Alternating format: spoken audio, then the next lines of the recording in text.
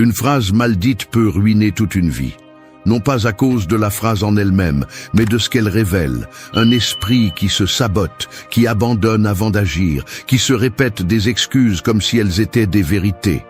Car chaque mot que tu choisis d'utiliser est un reflet de ce que tu penses, de comment tu te vois et de la limite que tu es prêt à tolérer. La plupart des gens ne le remarquent pas, mais leur langage est leur condamnation. Ils disent des choses comme « je ne peux pas ». Il est trop tard, c'est comme ça que je suis, sans se rendre compte que chacune de ces phrases façonne leur destin. Le stoïcisme n'a pas de patience pour ce genre de langage. Il n'adoucit pas l'échec, il ne célèbre pas la victimisation, il ne justifie pas la passivité. Le stoïcisme te parle comme quelqu'un qui veut te voir fort devrait te parler, avec vérité, avec rudesse, avec direction. Dans cette vidéo, nous allons détruire 8 phrases qu'une personne véritablement intelligente ne dirait jamais. Non pas parce qu'elles sonnent mal, mais parce que les soutenir, c'est vivre endormi, justifier la faiblesse et nier la responsabilité. Chaque phrase sera une alarme, une invitation à revoir ta mentalité, ta façon de voir le monde et la manière dont tu te racontes ta propre histoire. Parce que si tu ne prends pas soin de tes mots, ils veilleront à ce que tu ne sortes jamais de l'endroit où tu te trouves. Et si tu veux vraiment grandir, si tu veux vraiment devenir quelqu'un qui se respecte, la première chose que tu dois faire est de fermer la bouche chaque fois que tu es sur le point de dire une stupidité déguisée en vérité. Allons-y, et ce ne sera pas confortable. Mais si tu le supportes, si tu le comprends, tu en sortiras avec un esprit plus clair, plus fort et plus libre. 1. Arrête de céder ton pouvoir. Prends la responsabilité de tout ce que tu choisis de ressentir. Ton esprit est comme une forteresse. Il a des portes, des murs et un trône au centre. Le problème est que, sans t'en rendre compte, tu as remis les clés à quiconque passe. Un commentaire étranger, une critique, un regard indifférent, une trahison, une attente non satisfaite. Tous s'assoient sur ton trône, gouvernent ton humeur, dictent ton humeur, ton énergie, ta paix. Et pendant ce temps, tu te comportes comme un serviteur dans ton propre château, te demandant pourquoi tu te sens si vide. Le stoïcisme est clair. Personne ne peut te faire ressentir quoi que ce soit sans ton consentement. Cela semble dur, c'est le cas, mais c'est la seule façon de reprendre le contrôle que tu as passé des années à donner. Chaque fois que tu dis « ils m'ont mis en colère, ils m'ont brisé le cœur, ils m'ont gâché la journée », tu cèdes ton pouvoir. Tu déclares, sans t'en rendre compte, que tu es une marionnette émotionnelle au service de ce que les autres font ou ne font pas. Et non, il ne s'agit pas de nier la douleur, la déception ou la colère, mais de comprendre que ressentir n'est pas la même chose que réagir sans filtre. Tu choisis comment répondre. Tu décides si tu restes lié au poison de ce qui s'est passé ou si tu agis avec vertu et caractère. Personne ne viendra te rendre le contrôle de ta vie. Tu dois te le reprendre toi-même, car c'est toi qui l'as donné. La personne véritablement intelligente ne permet pas que l'externe détermine l'interne. Elle ne raconte pas l'histoire de la victime. Elle raconte l'histoire de l'auteur, de celui qui crée, de celui qui transforme. Parce qu'il n'y a rien de plus dangereux qu'un esprit qui croit que tout ce qu'il ressent est la faute des autres. Cet esprit est faible, manipulable, explosif. Il vit en guerre avec tout ce qu'il ne peut pas contrôler, et plus il essaie de changer l'extérieur, plus il se détruit de l'intérieur. Être responsable de ce que tu ressens ne signifie pas être froid, cela signifie être sage. Cela signifie dire « cela m'affecte, mais cela ne va pas me gouverner ». Cela m'a fait mal, mais cela ne va pas me définir. Cela m'a secoué, mais cela ne va pas me détruire. Le stoïcien ne nie pas son humanité, il la dirige. Il ne se laisse pas emporter par le chaos de ses émotions. Il l'observe et le transforme en action consciente. Si quelque chose te dérange, regarde-le en face. Si quelque chose te fait mal, comprends pourquoi. Si quelqu'un te trahit, décide ce que tu vas faire avec ça. Mais ne dis plus jamais qu'ils t'ont fait ressentir telle chose, comme si tu étais un objet sans volonté. Parce que tu ne l'es pas. Tu es un esprit libre si tu décides de te libérer. Ton pouvoir commence au moment précis où tu assumes que tout ce que tu ressens, penses et fais est de ta responsabilité. pas de ton ex, pas de tes parents, pas de tes patrons, pas du temps, pas du passé, la tienne. Et quand tu acceptes cela, quand tu arrêtes d'attendre que le monde change pour te sentir bien, quelque chose s'allume en toi qui ne s'éteint pas facilement. La clarté.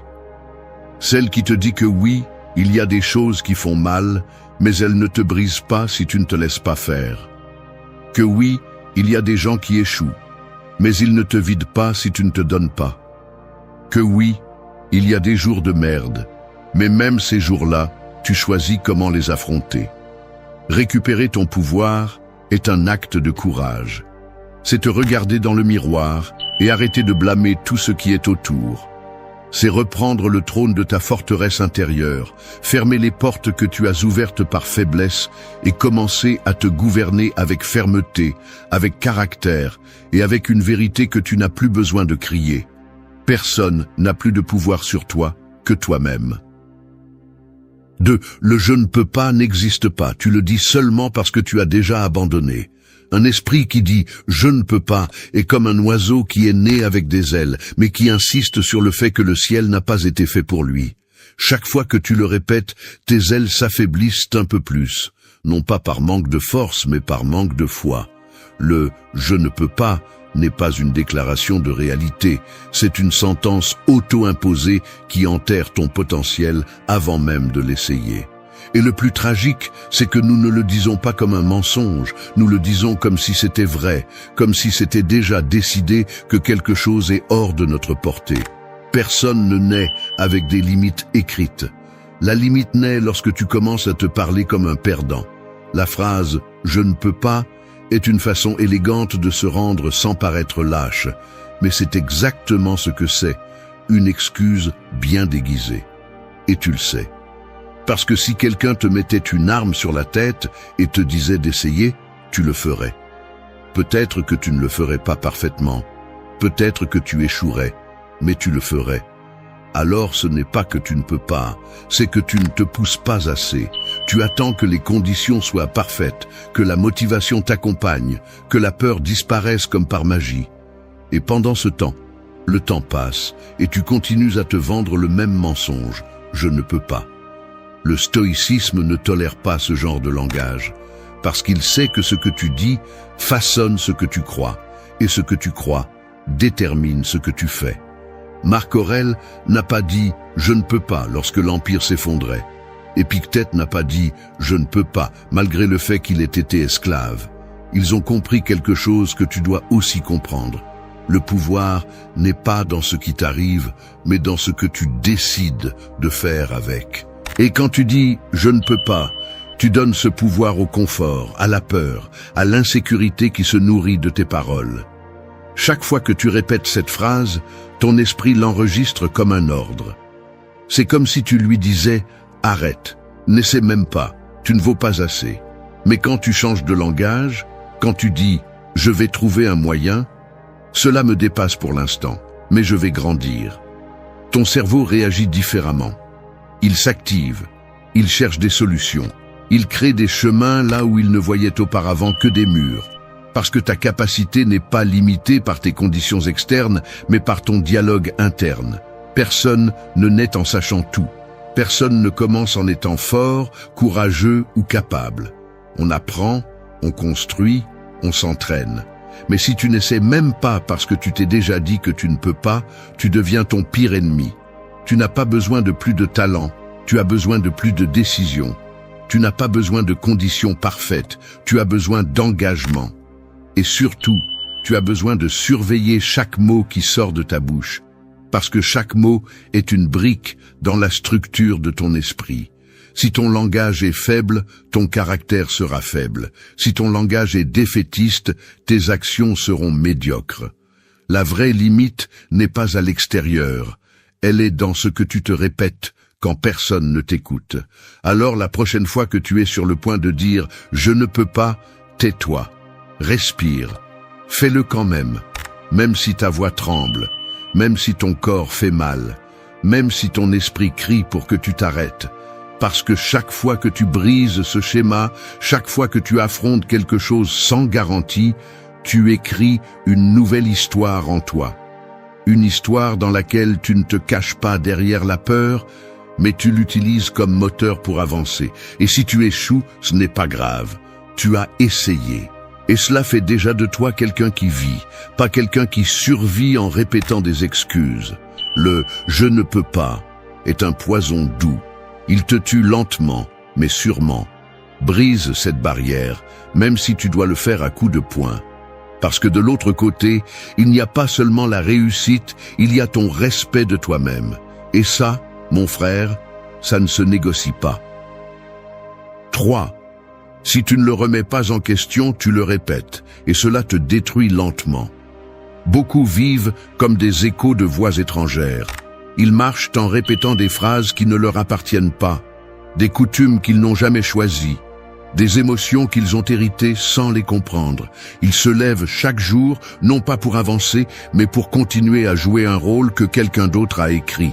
Ils disent « c'est comme ça que je suis, c'est toujours comme ça, c'est comme ça que j'ai été élevé, comme si c'était une identité ». Mais ce n'est pas le cas. Ce n'est qu'un déguisement confortable pour éviter la responsabilité de se transformer. Le « c'est toujours comme ça » est une façon d'enterrer le changement avant qu'il ne commence, une déclaration de capitulation déguisée en réalisme. Il est plus facile de se réfugier dans la tradition que de remettre en question le modèle. Il est plus facile de continuer à marcher en rond que de briser le sol et de construire un nouveau chemin. Le stoïcisme le rend clair. Ce que tu acceptes sans réfléchir te contrôle. Et si tu ne surveilles pas les idées que tu répètes, tu finiras par vivre une vie conçue par d'autres sans t'en rendre compte. Dire « c'est comme ça que je suis » est comme construire un mur autour de ton esprit. Un mur qui empêche l'entrée de ce qui est nouveau, défiante, nécessaire. C'est une excuse déguisée en identité. La véritable intelligence ne s'attache pas à ce qui a été, elle cherche ce qui peut être. Elle ne se lie pas à ce qu'elle a appris, elle l'évalue. Parce que évoluer exige un acte de rébellion interne. Regarder ton histoire dans les yeux et décider que tu ne vas pas continuer à la répéter comme un automate. Combien de fois agis-tu par habitude et non par conviction? Combien de phrases sortent de ta bouche comme un réflexe et non comme une décision? Si tu veux vraiment changer, tu dois revoir tout ce que tu prends pour acquis. Le « c'est toujours comme ça » est une prison confortable, mais c'est toujours une prison. Et personne qui cherche la liberté ne peut vivre en justifiant sa paralysie par l'histoire que d'autres lui ont imposée. Le passé ne s'efface pas, mais il ne commande pas non plus. Tu peux venir d'un endroit sombre et choisir la lumière. Tu peux avoir des cicatrices profondes et marcher avec dignité. Mais pour cela, tu as besoin de détruire le récit qui te retient. Peu importe si c'était ta famille, ton environnement, ton enfance, ce qui est important, c'est ce que tu décides de faire aujourd'hui avec tout cela. Et si tu l'utilises comme une excuse, tu nourris la même ombre que tu dis vouloir laisser derrière toi. Le stoïcisme ne te demande pas de nier ton histoire. Il exige que tu cesses d'être son otage. Parce que chaque fois que tu dis « c'est comme ça que je suis », ce que tu dis vraiment, c'est « je n'ai pas l'intention de changer ». Non pas parce que tu ne peux pas, mais parce que tu préfères le confort de ce que tu connais à l'effort de ce qui est nouveau. Mais il n'y a pas de transformation sans inconfort. Il n'y a pas de croissance sans rupture. Et il n'y a pas de force sans décision. Ton devoir n'est pas de répéter, c'est de transformer. Tu n'es pas ici pour honorer des modèles morts, tu es ici pour les surpasser. Et cela commence quand tu brûles le langage qui les maintient en vie. Quand tu arrêtes de parler comme un répéteur automatique et que tu commences à penser, à choisir, à agir avec clarté. Quand tu arrêtes de protéger ce qui te limite simplement parce que cela te semble familier. Donc, si tu te respectes vraiment, ne dis plus jamais « c'est comme ça que je suis » sans te demander d'abord « est-ce que je veux vraiment continuer à être cela ?» Parce que celui qui ose se remettre en question commence à se libérer. Et celui qui se libère cesse de traîner de vieilles chaînes et commence à forger son propre chemin. 4. Ce n'est pas l'injustice qui te coule, c'est la façon dont tu choisis de répondre. Un charbon ardent ne brûle pas parce qu'il brûle. Il brûle parce que tu le serres dans ta main. Il en va de même pour les injustices. Elles ne te détruisent pas pour ce qu'elles sont, elles te détruisent pour ce que tu fais avec elles. Quand quelque chose est injuste et que tu réagis avec une colère incontrôlée, un sentiment de victimisation, une vengeance ou de l'auto-apitoiement, le mal ne vient pas de l'extérieur, il vient de toi. L'extérieur te blesse, mais ce qui te consume de l'intérieur, c'est la façon dont tu décides de le traiter. La plupart des gens pensent qu'ils ont le droit de s'énerver parce que quelque chose était injuste. Et oui, tu as peut-être toutes les raisons d'être en colère, mais cela ne fait pas de ta réaction une vertu. Réagir à partir de l'ego, de la douleur ou du désordre ne fait qu'amplifier le mal. Marc Aurèle disait que ce ne sont pas les événements qui nous affectent, mais nos jugements sur eux. L'injustice, aussi réelle soit-elle, n'a pas de pouvoir sur ton esprit si tu ne lui ouvres pas la porte. Le véritable danger est de permettre que ta paix dépende de ce qui est juste ou injuste dans le monde. Parce que si tu fais ça, tu seras l'esclave de chaque personne qui ne sait pas te traiter comme tu le mérites. Un esprit stoïcien ne se plie pas à l'injustice. Il l'utilise comme un entraînement. Quand quelqu'un te déçoit, tu peux l'utiliser comme une excuse pour te démolir ou comme une opportunité pour renforcer ton caractère. Tu peux le prendre personnellement et réagir comme un animal blessé.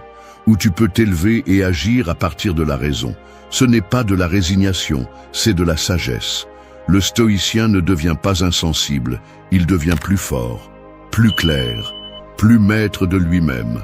Ta réaction en dit toujours plus sur toi que l'injustice à laquelle tu fais face. Si quelque chose n'était pas juste, mais que tu réponds avec dignité, avec tempérance, avec vision, alors la situation ne t'a pas brisé, elle t'a renforcé. Mais si tu te laisses consumer par le ressentiment, si tu perds le contrôle, si tu permets que le pire de quelqu'un d'autre fasse ressortir le pire de toi, alors tu es devenu une partie du problème. Et ça, même si ça fait mal de l'admettre, c'est ta responsabilité. Il est facile de justifier une mauvaise attitude lorsque l'environnement est hostile. Ce qui est difficile, c'est de maintenir la vertu lorsque personne d'autre ne le fait. Mais c'est là que se mesure la véritable force. N'importe qui peut crier quand on le pousse, mais seul celui qui a cultivé son esprit est capable de rester ferme, sans laisser le chaos extérieur lui dicter comment se sentir ou agir. Tu ne peux pas contrôler si quelqu'un est injuste, cruel ou déloyal, mais tu peux contrôler si cela te transforme en la même chose. Tu peux choisir de ne pas répéter ce qui t'a blessé. Tu peux choisir de garder ton énergie et de l'utiliser pour grandir, et non pour t'épuiser à chercher la justice là où il n'y en a pas. Le monde ne sera pas toujours juste envers toi, mais tu peux toujours être juste envers toi-même, et cela signifie ne pas réagir de manière à te faire perdre le respect de qui tu es. Chaque fois que tu fais face à une injustice, pose-toi cette question. Cette réaction m'aide-t-elle ou me coule-t-elle? Si elle te coule, tais-toi. Respire, éloigne-toi, non par lâcheté, mais par stratégie, parce que ton esprit vaut plus qu'une colère passagère, parce que ta dignité n'est pas dans le fait de gagner une dispute ou de rendre un coup, elle est dans le fait de ne pas te rabaisser au niveau de ce qui t'a blessé. Ce n'est pas l'injustice qui te détruit. Ce qui te détruit, c'est de vivre en réagissant sans vertu. Alors, la prochaine fois que la vie te pousse avec force, reste calme à l'intérieur, qu'il bouge, pas toi. C'est la différence entre un esclave émotionnel et un esprit qui a déjà compris ce qu'est le véritable pouvoir. 5. Ne dis pas que tu n'as pas le temps. Ce que tu ne priorises pas, tu ne le valorises pas.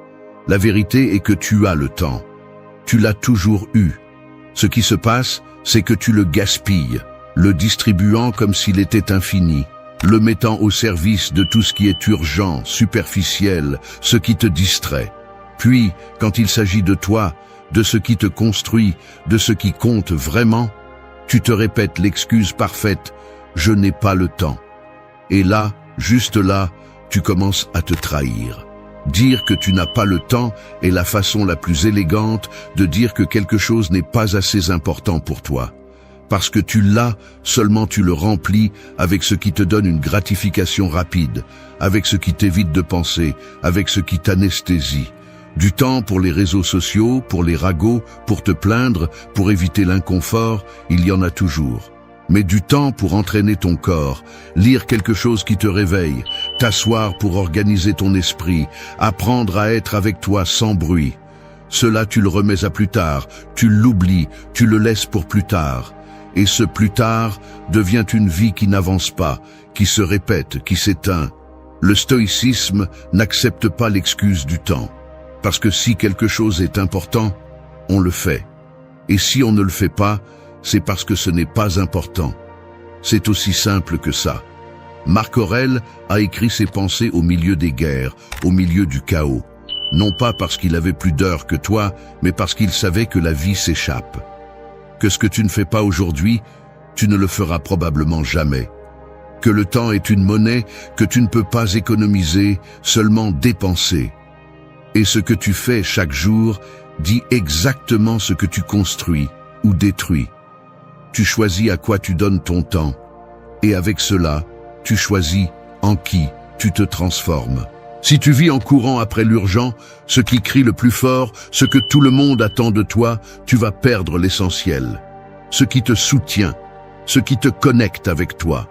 Parce que l'important ne crie jamais, il murmure. Et si tu n'apprends pas à l'écouter, tu vas le perdre sans t'en rendre compte. Ne dis pas que tu n'as pas le temps pour guérir, pour t'entraîner, pour apprendre, pour écrire, pour penser, pour t'arrêter. Dis la vérité, tu ne le priorises pas. Parce que tu préfères le confort de l'automatique à l'inconfort du nécessaire. Parce que tu préfères remplir tes journées d'occupation sans but plutôt que de faire face à tes propres décisions. Mais tant que tu continues à te dire que tu ne peux pas, que tu n'atteins pas, que tu n'as pas la vie, tu continueras à vivre une existence fragmentée, désorganisée, frustrée. Le problème n'est pas le temps. Le problème est ton approche. Chaque minute que tu dépenses en choses qui ne te construisent pas est une brique que tu retires à ta vie. Et le pire, c'est que tu te plains ensuite. Tu dis que tu es bloqué, que tu ne sais pas pourquoi rien ne change, que tout te dépasse. Mais tu n'es pas dépassé, tu es déconcentré. Personne ne peut avoir de clarté si son esprit est plein de bruit, de choses en suspens, d'excuses qui semblent raisonnables mais qui te coulent. La personne vraiment intelligente organise son temps comme celui qui protège un trésor. Elle ne le donne pas à n'importe qui, elle ne le donne pas à la banalité. Elle l'investit dans ce qui la renforce, dans ce qui la fait avancer, dans ce qui la connecte à son but. Et si cela implique de déranger les autres, de dire non, de se déconnecter du bruit, elle le fait. Parce qu'elle comprend que celui qui ne prend pas soin de son temps renonce à son pouvoir. Alors la prochaine fois que tu vas dire « je n'ai pas le temps », tais-toi, respire et demande-toi sincèrement « est-ce que je ne fais pas ça parce que je ne peux pas ou parce que ça ne m'importe pas assez ?» La réponse peut faire mal, mais elle va te réveiller. 6. Trompe-toi avec classe. Le sage trébuche et se relève plus lucide. Faire des erreurs est comme tomber en pleine tempête. Tu ne peux pas éviter de te mouiller, mais tu peux choisir si tu restes allongé ou si tu te relèves plus fort. Les personnes vraiment intelligentes ne craignent pas l'erreur. Elles l'utilisent comme un outil, comme un maître impitoyable qui ne pardonne pas la médiocrité, mais récompense celui qui ose. Le problème n'est pas d'échouer. Le problème est de se cacher, de se paralyser, de faire semblant que rien ne s'est passé ou pire encore, de renoncer par orgueil. Parce que beaucoup ne craignent pas l'erreur en elle-même, ils craignent le jugement, la honte, le coup porté à leur ego qui leur rappelle qu'ils ne sont pas parfaits. Et c'est précisément là que se perd la possibilité d'évoluer. Le stoïcisme enseigne que l'erreur n'est pas une punition, elle fait partie du chemin. Chaque faux pas bien observé te donne un avantage. Il te force à t'arrêter, à réfléchir, à corriger. Le sage ne cherche pas les erreurs, mais quand il les trouve, il les étudie. Il les transforme en clarté, en amélioration, en caractère. Parce qu'il comprend que se tromper consciemment vaut 1000 fois plus que de réussir sans savoir comment. Il ne s'agit pas de se tromper par maladresse, mais de se tromper par audace. Celui qui ne fait jamais d'erreur n'essaie tout simplement pas assez. Il ne sort pas de sa zone de contrôle. Il ne grandit pas. Beaucoup vivent en essayant d'éviter toute erreur, comme si cela était synonyme d'intelligence. Mais ce n'est pas de l'intelligence, c'est de la peur. C'est de la rigidité, c'est de l'orgueil mal géré. Et ce type de peur te vole des expériences, te rend insécurisé, te fait douter de toi chaque fois que quelque chose ne se passe pas parfaitement. Parce qu'au fond, tu cherches à protéger une image, pas à construire une réalité. Tu es plus concentré sur l'apparence que sur l'apprentissage réel. Le sage n'a pas peur d'admettre qu'il s'est trompé. Il n'a pas besoin de le justifier. Il ne s'enferme pas dans des excuses. Il ne cherche pas de coupable. Il le regarde en face, l'assimile et continue d'avancer. Avec plus de conscience, plus de solidité, plus d'humilité. Parce que l'humilité n'est pas une faiblesse, c'est une force. C'est savoir que tu peux échouer et continuer à avoir de la valeur. Que tu peux trébucher et pourtant avancer la tête haute. Que tu peux tomber avec classe et te relever avec vision. C'est la différence entre celui qui apprend et celui qui stagne. Il n'y a pas de sagesse sans erreur, car la connaissance réelle se construit avec l'expérience, pas avec les théories. Et l'expérience comprend des moments inconfortables, des erreurs, des mauvaises décisions, des conséquences douloureuses. Tout cela fait partie du voyage. La clé réside dans la façon dont tu y fais face. Si tu utilises l'erreur pour justifier ta peur, tu t'enterres. Mais si tu l'utilises pour te polir, pour t'élever, alors tu fais ce que font les vrais forts, évoluer sans se perdre. Alors arrête de chercher la perfection. Arrête de t'exiger de ne jamais échouer. Cela ne fait que te remplir d'anxiété, d'insécurité, de paralysie. Apprends à te tromper avec classe. Non pas par négligence, mais par l'audace de quelqu'un qui sait qu'il construit quelque chose de grand. Parce que te tromper ne te retire pas de valeur, cela te la rappelle. Cela t'enseigne que tu restes humain, que tu continues à apprendre, que tu as encore beaucoup à découvrir. Et cela, loin d'être une faiblesse, est une preuve que tu es vivant, présent et prêt à continuer à grandir. L'erreur n'est un ennemi que pour celui qui a un ego fragile. Pour celui qui s'est déjà réveillé, l'erreur est une opportunité déguisée en coup. Et si tu sais en tirer parti, chaque chute te rendra plus clair sur qui tu es, sur ce que tu as besoin d'améliorer et sur jusqu'où tu es prêt à aller pour être quelqu'un qui ne parle pas seulement de vertu, mais qui la vit. 7. Demander de l'aide n'est pas abandonner, c'est accélérer ton évolution. Beaucoup marchent avec la poitrine gonflée et l'âme brisée. Ils s'accrochent à l'idée que tout faire seul les rend plus forts, plus respectables, plus dignes. Ils pensent que demander de l'aide est synonyme de faiblesse, comme si avoir besoin de soutien était un signe de défaite. Ils préfèrent l'épuisement, le silence, la fierté sèche, plutôt que d'admettre qu'ils ne peuvent pas tout faire. Et pendant qu'ils maintiennent ce masque d'indépendance absolue, à l'intérieur, ils sont en train de tomber en morceaux. Le stoïcisme ne glorifie pas la solitude forcée. Il glorifie l'autosuffisance émotionnelle, la clarté intérieure, la tempérance, mais reconnaît aussi que l'être humain grandit en contact avec les autres. Personne ne devient sage en isolement total. Même les plus grands penseurs stoïciens ont appris en observant, en écoutant, en conversant, en posant des questions, parce que comprendre que tu peux apprendre de quelqu'un d'autre ne te dévalorise pas, cela te donne une direction. Cela ne te retire pas de mérite, cela te donne une stratégie. Et si ta fierté est si fragile qu'elle ne supporte pas d'être guidée, alors ce n'est pas de la fierté, c'est de la peur mal camouflée. Ce qui est vraiment pathétique, ce n'est pas de demander de l'aide. Ce qui est vraiment triste, c'est de la refuser quand tu en as besoin juste pour maintenir une image. Parce que pendant que tu essaies de paraître fort, le problème grandit, la charge s'accumule, l'épuisement s'approfondit. Mais tu ne le dis pas. Tu serres les dents. Tu agis comme si tout était sous contrôle. Tu souris alors qu'à l'intérieur tu es en train de tomber.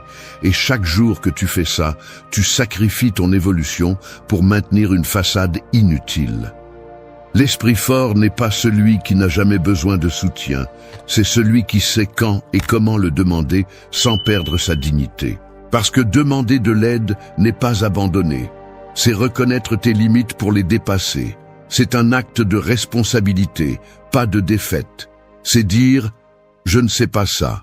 Je ne peux pas résoudre ça tout seul, et au lieu de rester à souffrir en silence, je vais chercher ce qui me manque. Et c'est exactement ce que fait quelqu'un qui veut vraiment grandir. Il faut arrêter de voir l'aide comme une faveur qui te rend moins. L'aide est une ressource. C'est comme l'eau pour celui qui a soif, comme la lumière pour celui qui est perdu. Te refuser cela ne te rend pas plus fort, cela te rend plus têtu. Et l'entêtement, en excès, détruit plus que la faiblesse. Parce qu'il t'isole, te pousse au ressentiment, te transforme en un être qui porte tous les fardeaux du monde sans savoir pourquoi. Tu n'es pas venu pour porter tout. Tu es venu pour avancer. Et si pour avancer tu as besoin de soutien, alors le demander fait partie du chemin, ce n'est pas un obstacle. Le sage sait quand parler et quand se taire, mais surtout, il sait quand faire le pas de dire « j'ai besoin d'aide ». Pas avec pitié, mais avec clarté. Pas avec dépendance, mais avec stratégie. Parce que celui qui demande de l'aide avec conscience la transforme en élan. Et celui qui refuse de le faire par fierté n'accumule que de la frustration déguisée en autosuffisance. Ne confonds pas l'indépendance avec l'isolement. Ne confonds pas la dignité avec le silence. Ne confonds pas la force avec la froideur. L'évolution réelle se construit lorsque tu apprends à utiliser tout ce que tu as à ta disposition, y compris les mains, les esprits et les conseils des autres. Et si cela te dérange, parfait. Parce que c'est précisément là que commence ta véritable croissance, au point exact où ton ego est mal à l'aise, mais ton âme avance. 8. Tue l'arrogance de croire que tu sais déjà tout. Un esprit fermé est comme une coupe pleine de poison qui insiste sur le fait qu'il boit de la sagesse. Peu importe son potentiel, s'il se croit plein, il n'absorbera rien de nouveau. C'est le piège de celui qui se croit intelligent, de celui qui n'écoute pas, de celui qui interrompt, de celui qui méprise la simplicité parce qu'il cherche la complexité juste pour nourrir son ego. Plus tu en sais, plus tu devrais comprendre combien tu en sais peu. Plus tu avances, plus tu devrais réaliser tout ce qui te manque. Mais non, certains, dès qu'ils apprennent un peu, montent sur un piédestal invisible et de là, regardent avec arrogance tout ce qu'ils étaient auparavant. Ils n'ont pas appris, ils se sont gonflés. Le véritable stoïcien ne se vante pas de ce qu'il sait, il le met en pratique. Il ne cherche pas à démontrer son intelligence, il cherche à vivre avec vertu. Parce que comprendre ne sert à rien si cela ne transforme pas ton caractère. Lire des livres, citer des philosophes, utiliser de jolis mots, tout cela n'est que du bruit si ta vie reste un désastre interne. Le sage n'a pas besoin de parler beaucoup, sa présence dit tout. Parce que la véritable connaissance n'a pas besoin de validation. Elle a juste besoin d'action, d'humilité et de cohérence. Croire que tu sais déjà tout est ce qui te fait répéter les erreurs. C'est ce qui t'empêche d'écouter quand quelqu'un te confronte. C'est ce qui te fait justifier tes erreurs au lieu de les corriger. C'est ce qui te rend arrogant au lieu de lucide. Et l'arrogance, bien qu'elle se déguise parfois en confiance, n'est rien d'autre que la peur d'admettre que tu es encore en train d'apprendre. Parce que oui, tu continueras à apprendre jusqu'au dernier jour où tu respireras, où tu cesseras de grandir bien avant de mourir. Le stoïcisme n'a pas besoin de génie, il a besoin de disciples du caractère. Des gens qui se remettent en question, qui se mettent mal à l'aise, qui ne se contentent pas. Parce que celui qui se croit sage cesse d'écouter. Et celui qui cesse d'écouter devient prisonnier de sa propre voix. Tu peux avoir 1000 théories dans la tête, mais si tu ne peux pas accepter une correction, si tu ne peux pas regarder quelqu'un avec humilité et reconnaître qu'il a raison, alors ta connaissance ne sert à rien, elle te gêne. Une personne véritablement intelligente n'a pas peur de dire « je ne sais pas ». Elle ne se vexe pas quand on lui enseigne.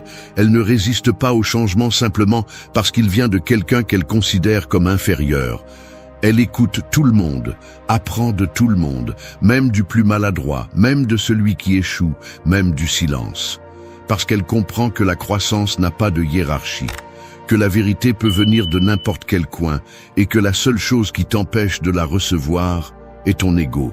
Si tu veux évoluer, la première chose que tu dois tuer est l'arrogance. Celle qui te fait te sentir supérieur. Celle qui t'empêche de regarder à l'intérieur avec honnêteté. Celle qui se vexe quand quelque chose défie tes croyances. Tu n'es pas né en sachant, tu ne sais pas tout et tu ne le sauras jamais. Mais tu peux apprendre plus que quiconque si tu gardes la coupe vide, le cœur ouvert et l'esprit prêt. Non pas pour avaler tout sans discernement, mais pour filtrer, assimiler et appliquer avec humilité ce qui compte vraiment. Tue l'arrogance, non pas avec du mépris envers toi, mais avec du respect pour ce que tu pourrais devenir si tu cesses d'agir comme si tu étais déjà quelqu'un de fini. Tu n'es pas une œuvre finie, tu es un processus vivant. Et ce processus ne progresse que si tu acceptes qu'il te reste encore beaucoup à briser, à construire et à comprendre. On t'a brisé sans même dire au revoir. Ils sont partis en silence, comme si ton histoire ne méritait pas une fin. Et tu es resté là, avec 1000 questions plantées dans la poitrine, repassant chaque moment, cherchant des signes, essayant de comprendre comment quelqu'un peut lâcher si facilement ce que tu tiens encore avec l'âme. Et tu sais quoi? Tu ne trouveras pas de réponse là-bas, parce que le vrai travail commence à l'intérieur. Cette vidéo n'est pas pour te faire sentir mieux avec de jolies paroles, c'est pour te secouer, pour te dire ce que tu as besoin d'entendre, pas ce que tu veux entendre. Parce que si tu en as marre de mendier de l'attention, de te traîner pour des miettes d'affection, de perdre la tête pour quelqu'un qui ne sait même pas arrêter pour t'expliquer pourquoi, alors c'est ton moment. On va parler sérieusement. Ici, il n'y a pas de place pour le victimisme ou les excuses. Ici, on parle avec philosophie, avec stoïcisme, avec le genre de vérité qui ne caresse pas mais libère. Parce que ce qui te fait mal, ce n'est pas seulement l'absence de l'autre, c'est que tu t'es mis de côté pour quelqu'un qui n'a même pas regardé en arrière. Et ça se termine aujourd'hui. Aujourd'hui, on commence à reprogrammer ton esprit, à te reconstruire à partir de ce que tu peux contrôler, à fermer ce qui est resté ouvert, à répondre depuis ton centre, à te rappeler qui tu étais avant de te perdre. Ce sont 8 leçons, 8 chemins de retour à toi, et chacun te fera un peu mal, mais te rendra aussi quelque chose que tu as oublié, le pouvoir, la dignité, l'amour-propre. Reste jusqu'à la fin, pas pour eux, pour toi, parce que cette fois, tu ne vas pas t'abandonner non plus. 1. Ferme ce que l'autre a laissé ouvert. Certaines personnes ne partent pas, elles restent flottantes dans ton esprit comme des portes mal fermées, frappant avec le vent chaque fois que tu te souviens. Elles ne laissent pas un adieu, seulement du bruit. Elles n'expliquent pas, elles disparaissent simplement. Et toi, pris entre ce qui a été et ce qui n'a pas fini d'être, tu deviens le gardien d'un chapitre que tu n'as pas écrit, mais qui te fait encore mal chaque fois que tu le repasses. Continuer à attendre des réponses est comme garder une bougie allumée au milieu d'un ouragan. Elle ne s'éteint pas seulement, elle te consume. Cette personne qui est partie sans fermer ce qu'elle a ouvert ne reviendra pas avec les mots dont tu as besoin. Elle ne terminera pas la conversation en suspens. Elle ne te donnera pas la paix que tu cherches. Parce que celui qui se soucie vraiment ne laisse pas de portes ouvertes. Et celui qui les laisse te dit sans le dire que la clôture ne l'intéresse plus. Alors c'est à toi de le faire, non par orgueil, mais par amour-propre, parce que continuer à attendre est une autre façon de continuer à saigner. Le stoïcisme le rend clair. Tu ne peux pas contrôler ce que l'autre fait, mais tu peux contrôler comment tu réponds à ce qu'il fait. Tu n'as pas à comprendre son silence, ni à justifier son départ. Tu dois décider ce que tu fais avec ce qu'il t'a laissé. Et si ce qu'il t'a laissé est vide, ferme-le toi-même.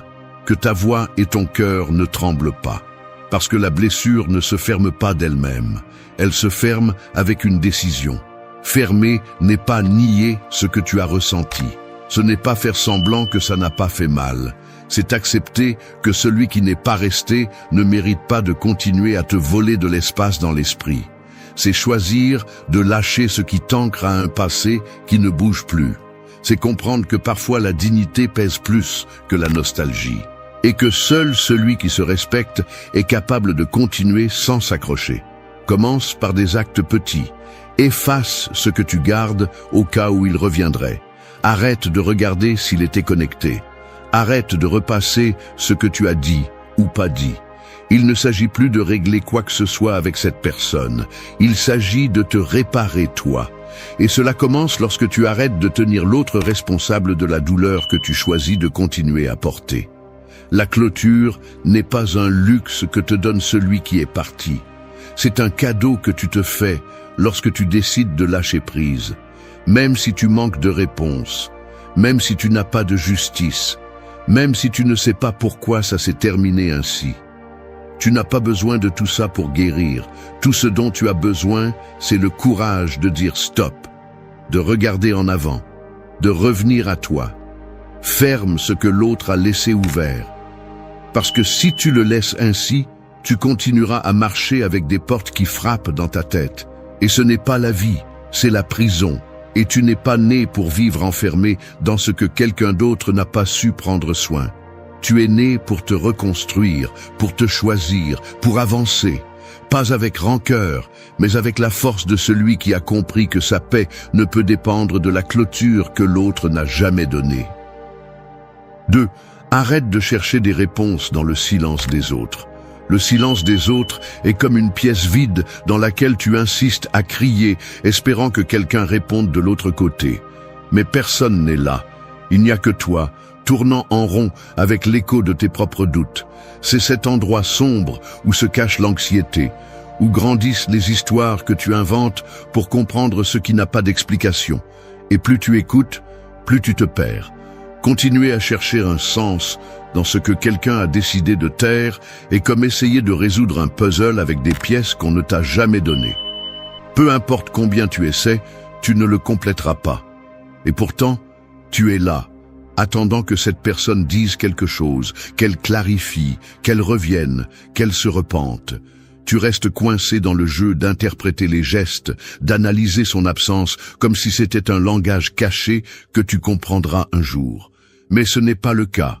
Parfois, le silence n'a pas de message. Parfois, le silence est simplement du désintérêt. Le problème n'est pas que l'autre personne ne te parle pas. Le problème est que tu n'as pas appris à arrêter d'écouter. Parce qu'au fond, tu continues de croire que ce silence a à voir avec toi, que si tu étais suffisant, si tu avais fait quelque chose de différent, si tu avais été plus ou moins que ce que tu étais, alors elle parlerait. Mais ce n'est pas vrai. Le silence de l'autre n'est pas ton miroir. Ce n'est pas une évaluation de ta valeur. C'est simplement sa décision. Et tu ne peux pas continuer à mendier des mots pour valider ton existence. La philosophie stoïcienne enseigne que nous ne devons pas chercher la paix dans ce que nous ne contrôlons pas.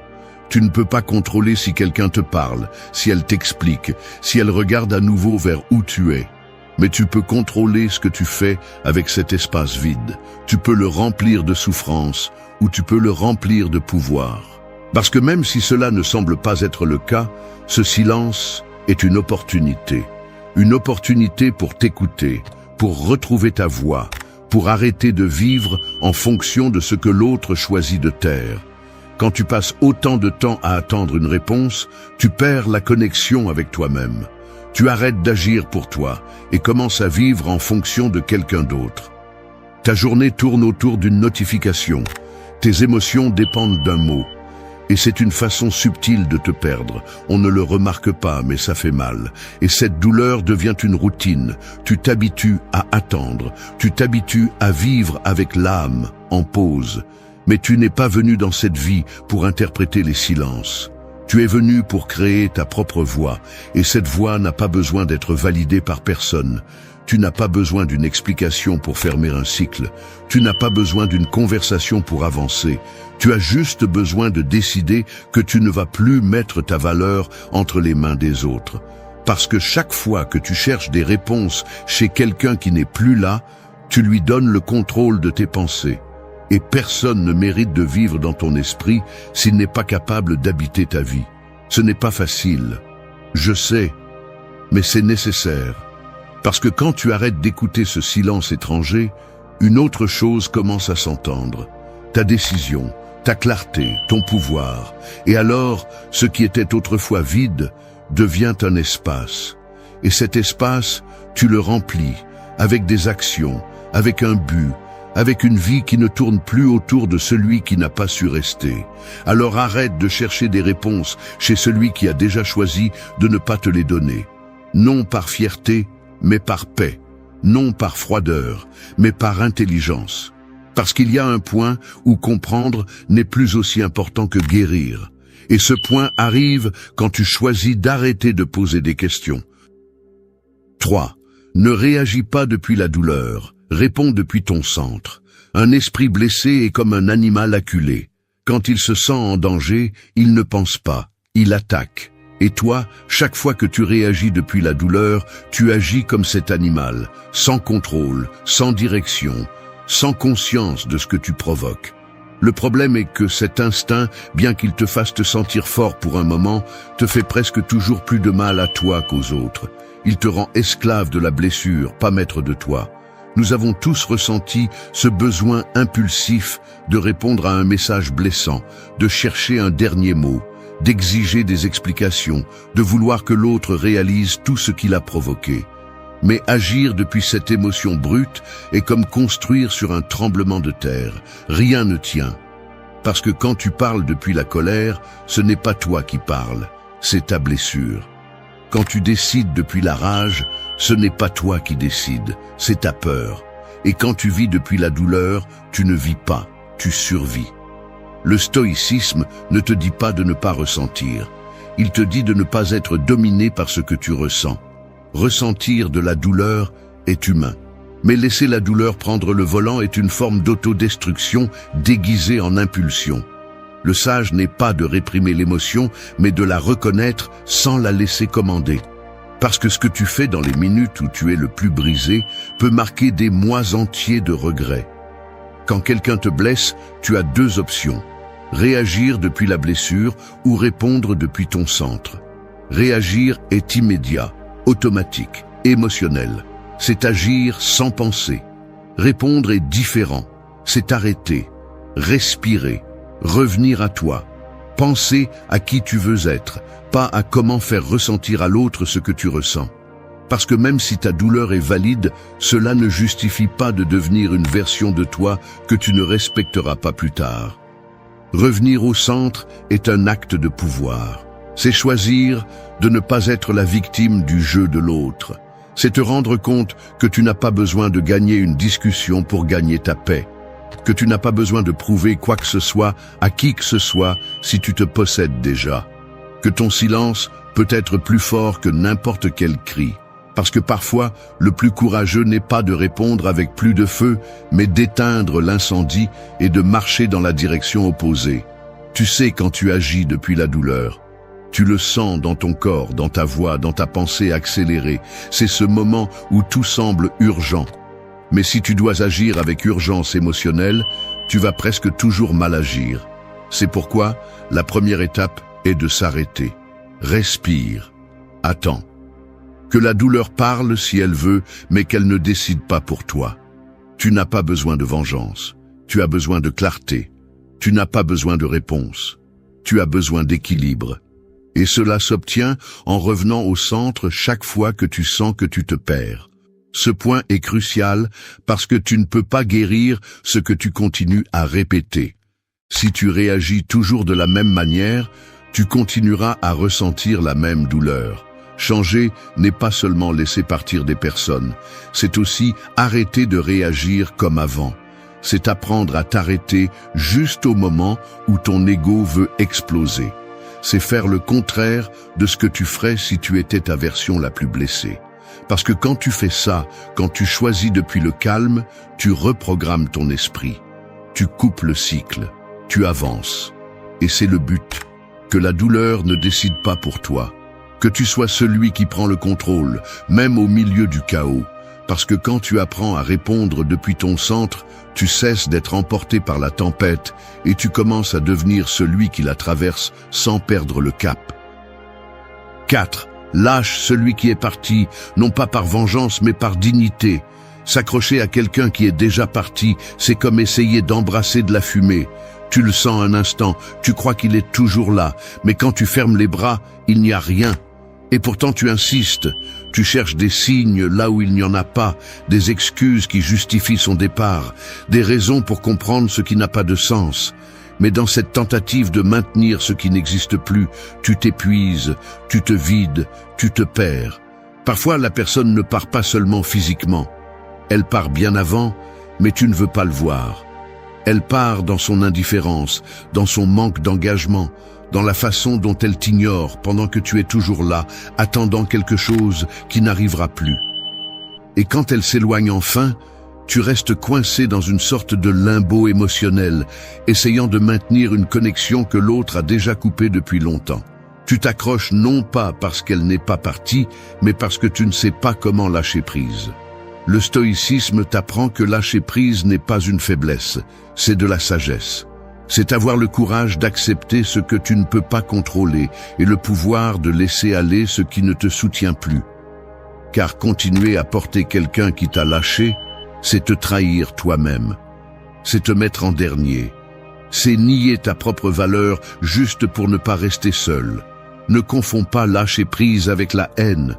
Tu n'as pas besoin de devenir quelqu'un de froid pour guérir. Tu n'as pas non plus besoin de souhaiter du mal à l'autre. Ce dont tu as besoin, c'est de te choisir. Lâche prise par respect, non par rancœur. Parce que tu mérites une vie où tu n'as pas à supplier pour une présence, ni à justifier des absences.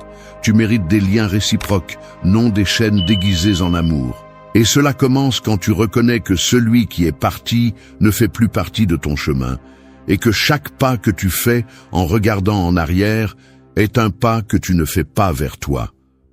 Parfois, la peur te convainc que si tu lâches prise, tu perdras quelque chose d'important. Mais ce que tu perds en t'accrochant est bien pire, ta dignité, ta paix, ta clarté. Le problème n'est pas que la personne soit partie. Le problème, c'est que tu es toujours là, avec le cœur attaché à un endroit où tu n'es plus le bienvenu. Et ce n'est pas de l'amour, c'est de l'auto-abandon. Tu n'es pas venu dans cette vie pour convaincre quelqu'un de rester. Tu es venu pour vivre en cohérence avec toi-même. Et si quelqu'un n'a pas su te soutenir, tu ne mérites pas de payer le prix émotionnel de ce manque, parce que si tu ne lâches pas prise, tout ce que tu construis sera à partir du manque, de la peur, d'une version de toi qui se définit encore par ce qu'elle a perdu. Et ce n'est pas la liberté, c'est rester coincé dans l'histoire de quelqu'un d'autre. Lâcher prise, c'est fermer la porte sans attendre qu'elle frappe à nouveau. C'est accepter que tout ce que tu veux ne te convient pas, qu'il y a des personnes qui arrivent juste pour t'apprendre à te choisir, et que la leçon la plus dure est de comprendre que quelqu'un peut être important dans ta vie, mais que tu ne l'es pas dans la sienne. Ça fait mal, oui, mais cette vérité, une fois acceptée, libère, et dans cette liberté commence le véritable respect de soi, celui qui ne crie pas, mais qui se ressent, celui qui ne cherche pas à se venger, juste à avancer. Celui qui n'a pas besoin que l'autre revienne, parce qu'il n'y a plus rien à récupérer. Parce que maintenant, ce qui compte n'est pas ce que tu as perdu, mais ce que tu décides de gagner avec toi. Lâche celui qui t'a lâché. Non pas par orgueil, mais parce que tu as appris. Non pas par faiblesse, mais parce que tu as choisi la paix. Et non pas parce que tu ne vaux rien, mais parce que tu as compris que celui qui te valorise reste sans que tu aies à le lui demander. 5. Souviens-toi de ta valeur, même quand personne ne te regarde. Une bougie n'a pas besoin de public pour éclairer. Sa lumière existe même si personne ne la regarde. Mais parfois, quand tu as été ignoré, oublié ou remplacé, tu commences à croire que ta valeur dépend du nombre de personnes qui la reconnaissent, du nombre de fois où tu es mentionné, de l'attention que tu reçois. Tu te fais petit dans ta propre vie en attendant que quelqu'un d'autre te rende l'identité que tu as perdue dans le reflet de son regard. Laisser ta valeur dépendre de la validation des autres est une des formes les plus silencieuses d'auto-abandon. Tu commences à vivre en fonction de ce que l'autre pense, dit ou ressent. Tu te vérifies constamment. Tu te modifies. Tu te censures. Tu te formes pour être vu, pour plaire, pour ne pas être oublié. Et dans ce processus, tu t'oublies toi-même. Non pas parce que tu le veux, mais parce que tu ne sais plus qui tu es si personne ne te nomme. Mais tu n'es pas né pour être un reflet. Tu es né pour être une présence. Et ta valeur n'augmente pas quand on te regarde, ni ne disparaît quand on t'ignore. Laisser une personne ou une absence définir ton identité, c'est lui donner le contrôle de ton essence. Et ce pouvoir, aussi blessé que tu sois, n'appartient à personne d'autre qu'à toi. Le stoïcisme te rappelle que le centre est à l'intérieur, que ton estime ne doit pas dépendre de facteurs externes, car tout ce qui est externe est instable. Aujourd'hui on t'applaudit, demain on t'oublie. Aujourd'hui on te cherche, demain on te remplace. Mais ce que personne ne peut te prendre, c'est la fermeté avec laquelle tu marches quand tu sais qui tu es, même au milieu de l'abandon, du mépris ou du silence des autres. Rappelle-toi ce que tu étais avant d'avoir besoin d'être vu. Cette version de toi qui rêvait sans permission, qui agissait sans peur d'être suffisant, qui ne demandait pas d'approbation pour se sentir vivant. Retourne là-bas, non pas avec nostalgie, mais avec détermination. Parce que le problème n'est pas qu'on t'a ignoré. Le problème est que tu as commencé à t'ignorer toi-même pour essayer d'être remarqué. Et c'est cela que tu dois retrouver. Le respect pour toi. La voix qui n'a pas besoin de scène. Le feu intérieur qui ne s'éteint pas parce que quelqu'un n'a pas voulu rester. Celui qui oublie sa valeur à cause d'une absence vit en mendiant des miettes émotionnelles. Mais celui qui se souvient se reconstruit. Il se lève en silence. Il se renforce à chaque pas qu'il fait sans avoir besoin de témoins. Personne ne viendra te rendre ce que tu n'as pas su conserver au milieu de la douleur. C'est toi qui dois te regarder avec d'autres yeux, avec fermeté, avec compassion, avec vérité. C'est toi qui dois recommencer à marcher avec dignité, non pas en attendant qu'on te reconnaisse, mais en te reconnaissant toi-même dans chaque acte, dans chaque parole, dans chaque choix que tu fais à partir de maintenant. Se souvenir de qui tu es est un acte de pouvoir. Et ce souvenir n'a rien à voir avec le passé, mais avec la décision de revenir à toi avec plus de clarté, plus de force, plus d'amour-propre. Parce que si tu ne te vois pas toi-même, tu vivras toujours à la recherche des yeux des autres pour te sentir réel. Et ce n'est pas la vie, c'est une dépendance émotionnelle déguisée en besoin d'amour. Arrête de chercher la validation là où tu n'es plus. Arrête de supplier de l'attention là où tu n'es plus valorisé. Reviens à toi, non pas comme une option, mais comme un choix non négociable. Parce que celui qui se souvient s'élève. Et celui qui s'élève n'a plus besoin d'être vu pour briller. 6. Fais quelque chose pour toi aujourd'hui, même si personne ne le remarque. Une graine ne fait pas de bruit lorsqu'elle perce la terre, mais cela ne signifie pas qu'elle ne grandit pas. C'est ainsi que fonctionne le véritable progrès, silencieux, parfois invisible, mais profondément réel. Le problème est que beaucoup cessent d'avancer parce qu'il n'y a pas d'applaudissements, parce que personne ne les regarde, parce que leurs pas ne reçoivent pas d'attention. Et cette mentalité t'enferme dans une prison invisible où tu ne fais les choses que lorsque quelqu'un d'autre les valide. Si chaque mouvement que tu fais dépend de la reconnaissance de quelqu'un, alors tu n'agis pas pour toi, tu agis pour les yeux des autres. Tu te lèves quand on s'attend à ce que tu le fasses. Tu te donnes du mal quand quelqu'un regarde. Tu souris si on te prête attention. Mais dès que le public disparaît, tu t'effondres. Et ce n'est pas de l'autonomie, c'est de la dépendance émotionnelle déguisée en motivation. Le stoïcisme t'apprend à agir avec un but, pas avec une attente. À te construire à partir de la cohérence, pas à partir du désir d'approbation. Parce que lorsque tu fais quelque chose pour toi, sans chercher de témoin, tu renforces une vérité profonde, que tu comptes, même quand personne ne le dit. Que ta valeur n'augmente pas quand on te voit et ne diminue pas quand on t'ignore. Que tes pas restent valides, même si le monde ne les célèbre pas. Fais quelque chose pour toi aujourd'hui. Ça n'a pas besoin d'être grand. Ça n'a pas besoin d'être visible. Ça peut être de te lever malgré la fatigue. Manger correctement quand tu préférerais abandonner. Écrire tes pensées quand personne ne va les lire. Faire de l'exercice sans le poster sur aucun réseau. Garder le silence quand tu pourrais réagir. Ce sont de petits gestes, oui, mais chacun d'eux est une déclaration. Je suis avec moi, même quand je suis seul. Beaucoup de gens vivent paralysés par la peur de ne pas être vus. comme si l'effort sans témoin ne comptait pas, comme si guérir en privé était moins précieux, comme si tout ce qui n'est pas publié n'avait pas de mérite.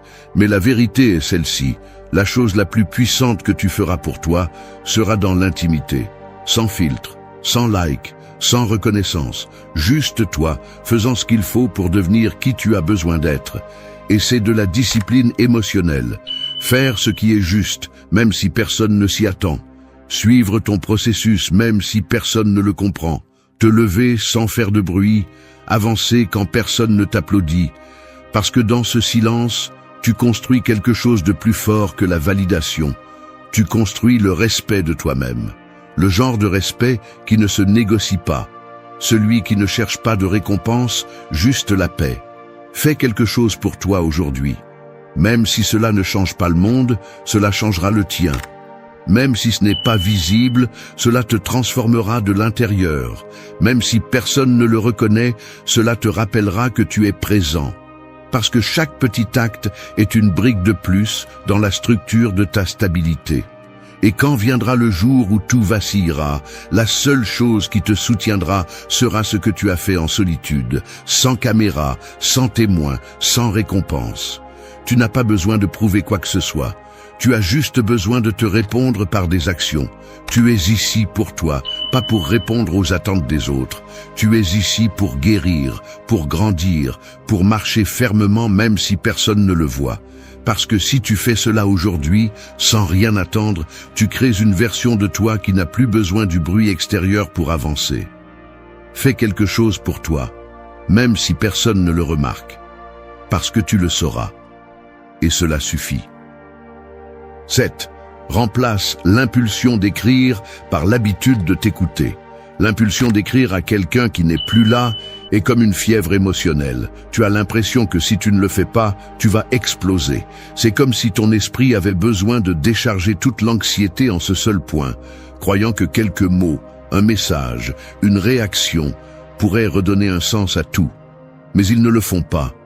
Ce que tu obtiens, presque toujours, c'est plus de vide, plus de silence, plus de dépendance. Lui écrire est une façon de demander de la présence. Mais souvent, derrière ce geste, ce que tu demandes, c'est de la validation. Tu implores, sans le dire, qu'il te confirme que tu comptes encore, qu'il ne t'a pas oublié, qu'il ressent quelque chose pour toi. Et quand ce que tu attends n'arrive pas, tu te brises à nouveau. Non pas parce que l'autre t'ignore, mais parce que tu continues à t'ignorer toi-même à chaque tentative de chercher à l'extérieur ce qui te manque à l'intérieur. L'anxiété d'écrire n'est qu'un symptôme, un reflet de ta difficulté à être avec toi sans te sentir incomplet. Et c'est là que le vrai travail commence. C'est là que commence la discipline émotionnelle, parce qu'il faut de la force pour résister à l'impulsion.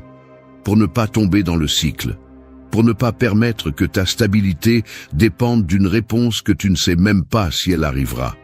Le stoïcisme ne parle pas des émotions comme quelque chose de mauvais, il parle de ne pas être esclave d'elles, de choisir d'agir à partir de la raison, du centre, et non pas du tremblement de ce que tu ressens. Et cela s'applique ici avec toute sa force. Tu as envie de lui écrire, je comprends, mais ce désir ne te rend pas faible. Ce qui t'affaiblit, c'est de céder encore et encore au même schéma qui te piège et te fatigue. Alors, fais le contraire. Au lieu d'écrire à celui qui ne t'écrit pas, écris-toi. Mets tes pensées sur papier. Écris tout ce que tu lui dirais, mais ne lui envoie pas. Fais-le pour toi, pour te voir, pour t'écouter, pour vider ton esprit sans te remettre entre les mains de celui qui n'a pas su prendre soin de toi. Parce qu'à chaque fois que tu brises ce schéma, tu reprogrammes ton esprit. Tu remplaces une habitude destructrice par une habitude de construction interne.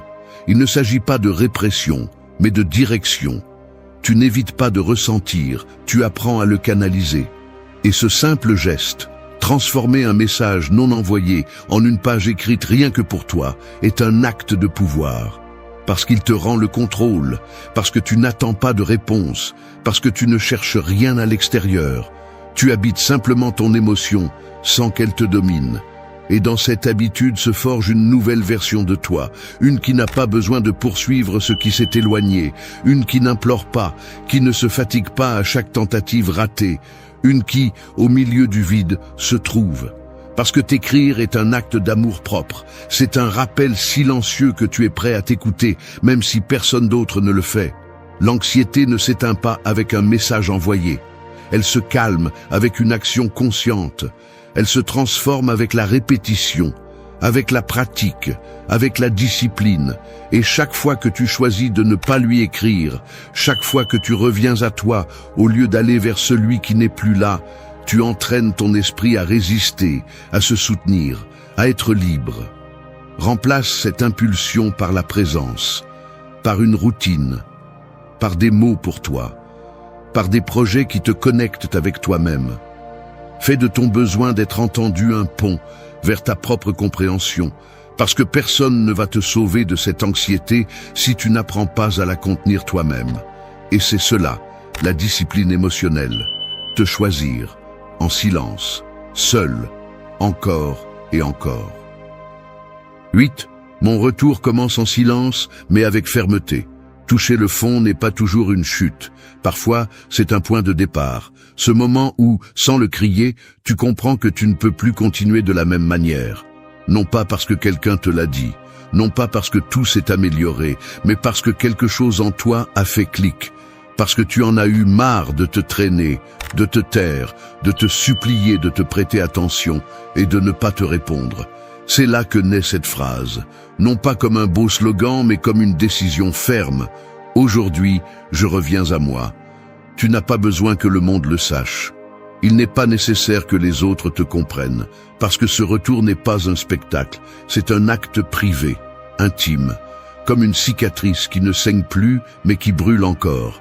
Et pourtant, dans cette brûlure, tu trouves ta force. Dans cette blessure, ton but. Dans ce silence, le pouvoir de te reconstruire sans demander la permission. Le stoïcisme ne cherche pas à ce que tu nies ta douleur, il cherche à ce que tu l'utilises comme carburant, qu'au lieu de te laisser emporter par l'émotion, tu la canalises vers une action consciente. Et il n'y a pas d'action plus puissante que de décider, calmement, que tu ne vas plus vivre pour quelqu'un qui n'est plus là, que tu ne vas plus laisser ton histoire être écrite avec les mots d'un autre. Qu'à partir d'aujourd'hui, chaque pas que tu feras sera vers toi. Dire « aujourd'hui, je reviens à moi » n'est pas seulement une phrase, c'est une rupture avec tout ce qui te retenait. C'est regarder l'anxiété dans les yeux et ne pas fuir, c'est arrêter de blâmer l'autre pour ce qu'il n'a pas su te donner. C'est arrêter de demander des explications dont tu n'as plus besoin. C'est ramasser ta dignité du sol et la porter comme une armure. Même si elle tremble, même si ça fait mal, même si tu n'as pas encore toutes les réponses. Revenir à toi ne signifie pas être bien. Cela signifie être prêt à être avec toi, même quand tu ne vas pas bien. Cela signifie être ton propre refuge, ton propre guide, ta plus grande responsabilité. Parce que tant que tu attendras que quelqu'un d'autre te rende la stabilité, tu continueras à céder ton pouvoir. Et tu n'as pas été créé pour vivre dans des ruines émotionnelles. Tu as été créé pour te reconstruire autant de fois que nécessaire. Chaque fois que tu répètes cette phrase, que tu l'écris, que tu y penses, que tu la murmures, tu te rappelles quelque chose que la douleur essaie de te faire oublier. Que tu n'es pas brisé, tu es en processus. Que tu n'es pas en train de perdre, tu es en train d'apprendre. Que tu ne t'es pas retrouvé sans rien, tu te retrouves avec toi-même. Et cela suffit pour recommencer. Le monde ne va pas s'arrêter pour applaudir ton retour. Personne ne va te donner une médaille pour t'être soutenu quand il était plus facile d'abandonner. Mais tu le sauras. Et cela suffit, parce que ce que tu fais est plus grand que n'importe quelle reconnaissance. Tu reprends le contrôle de ta vie, tu réécris ton histoire, tu reviens au centre de ton existence, où tu es le début, le milieu et la fin. Dis cette phrase avec fermeté, avec la bouche sèche et le cœur serré si nécessaire. Dis cette phrase même si tu n'y crois pas tout à fait, parce qu'avec le temps, elle deviendra vraie. Aujourd'hui, je reviens à moi. En silence, oui, mais avec pouvoir. Et à partir de cet endroit, plus rien ni personne n'aura la permission de te briser de la même manière.